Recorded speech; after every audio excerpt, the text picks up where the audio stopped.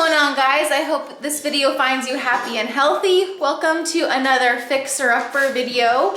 So in this video, I want to explain to you guys how we ordered our IKEA kitchen and how we designed it. It was pretty easy and simple, but Josh and I kind of had to figure it out on our own.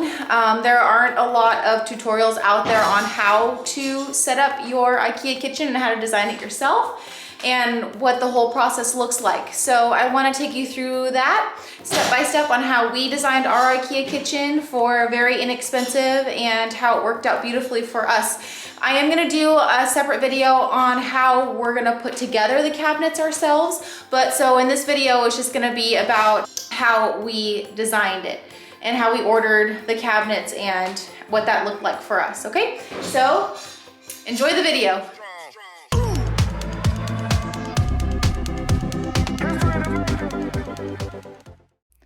All right, you guys, so this is the night before we went to IKEA. My husband and I are sitting on the couch, and all we did was we logged into the IKEA website and created an ID and password and went to the kitchen design section of their website.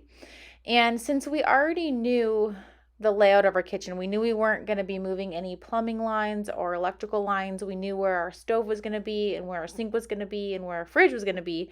And we already had measured the room size too. So here we could pick out our different cabinets that we wanted and the different sizes that we wanted and where we wanted them to go, since we knew all that information already.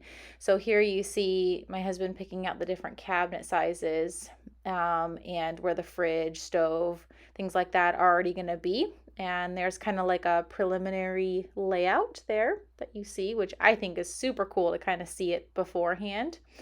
And so the next day we drove to our unit just to double check all of our measurements. We wanted to be sure that the measurements that we wrote down on our piece of paper matched what the room size really was.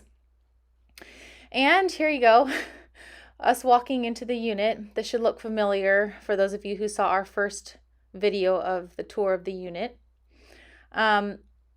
So I highly recommend that you guys do this. Just really double check, triple check your measurements, because once you get to the IKEA store, you want to get everything done. You don't want to second guess the room size, your kitchen size, or the different cabinets you're picking out. You really want to make sure that your dimensions are correct. So here my husband pulled out the sheet of paper. Now this sheet of paper that you just saw, he printed from their website, which is really cool. So it's kind of a nice print option. So here we go. We're just measuring everything again. It's really nice if you have two people to help you measure the room size. So also this room is very awkwardly shaped because it's old. And so IKEA does specialize in small spaces and weird spaces. Here we go. See, we kind of like are triple checking all of our measurements, and then Josh is putting them into the website just to make sure that the cabinets that we picked out actually fit the space. So luckily our first measurements were all correct and our dimensions were all correct. So there you go. It's really nice because the IKEA website just makes it pretty easy to put in your dimensions, and then that kind of tells you what cabinets will fit where in what corners and that kind of thing. So he's just double checking really to be thorough. So anyways, here's us driving up to the IKEA store. If you guys have never been to IKEA, it's massive.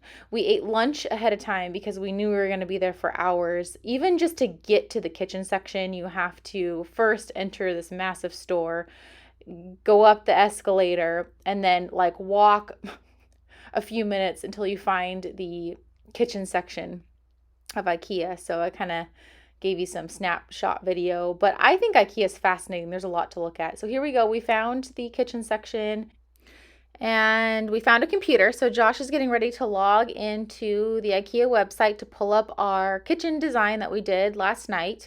And then I really wanted to give you guys kind of a snapshot as to what their kitchen area looks like. They have a bunch of different cabinets to choose from, countertops, poles, all their kitchen stuff is in the same area. So while Josh was logging in, I wanted to go look at the different cabinets that they had.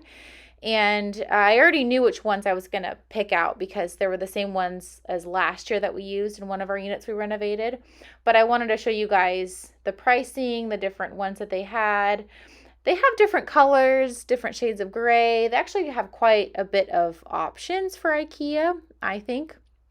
And then they don't have as many poles as I would have liked them to have. I still ended up purchasing one of their poles for our cabinets, but I wanted to be sure I wanted that one that I picked out. So I went over to one of their kitchen layout designs that they had, their displays, I guess is another word you can call it. But I liked this kitchen that they had designed, but I was not really a big fan of those poles that they put on this kitchen. So I decided to go with the handles that I bought last year from them.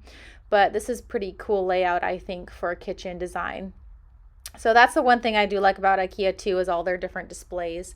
So there's different countertops. They have really, really cheap countertops, and they have really, really, really expensive countertops, and they have in-between type countertops. I really like their quartz countertops. We bought their quartz countertops back in 2011 with our first renovation in our house in San Diego, which we've always really liked those countertops. So they do have good pricing. Pro tip, you guys, if you're deciding between two different countertops, put both countertop displays against the cabinet that you're going to buy and see which one pops for you. Okay, so now I'm back with Josh, and he's with the employee that's sitting behind the glass, and she's actually the one moving the mouse around. So their IKEA kitchen employees are specialists in kitchen designs, and so she's just making sure that our dimensions fit, that our cabinets fit, that it makes sense where we put our silverware drawer. So they really are super helpful in your kitchen design. But you guys, the key is to do your preliminary design beforehand at home. That will save you a lot of hours in the store, and just really make sure that your measurements are correct. And also, it's a good idea to know kind of what cabinets and countertops and poles you'll want beforehand, because you'll order everything at the same time. So she's just here making sure that everything makes sense, that everything fits, and yeah, just everything works together. So we were really pleased with how this went. We were at the store for probably a total of an hour, hour and a half, which is really good for IKEA. Okay, so we just got out of IKEA. What did we think? A lot more expensive than I thought. It was a lot more expensive than we originally planned. I think it's because this kitchen is really, really big. It's the biggest kitchen we've ever designed. We've done how many IKEA kitchens now? This will be the third one. But I want to say the kitchen that we did in San Diego, gosh, 8 years ago now, I want to say, back in 2011. That one was pretty big, but it was also back in 2011, so that was a long time ago. But yeah, that was, I'm not going to tell you the price, but that was pretty pricey. But at the same time, if we were to go with a designer, or we were to hire somebody to design our kitchen for us, it would have been triple the price. Also, if we had gone to somewhere like Home Depot, yes, it would be cheaper, but the quality just wouldn't be there with like the slow close and everything. So all in all, we did really well. You can get, they have more options for different solutions for small spaces. Oh, yeah.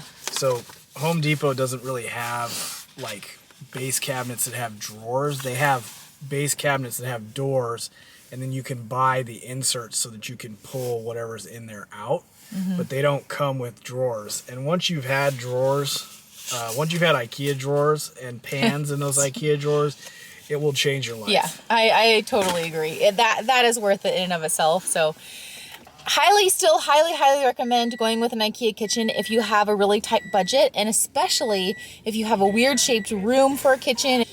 I don't know, if your layout is strange, and if you have like an old house you're remodeling, definitely IKEA, we recommend. So all in all, and it was a really good experience this time. It went really fast. Key is to get like a rough layout on their website before you go into the store, because we did that and I think that saved us a lot of time.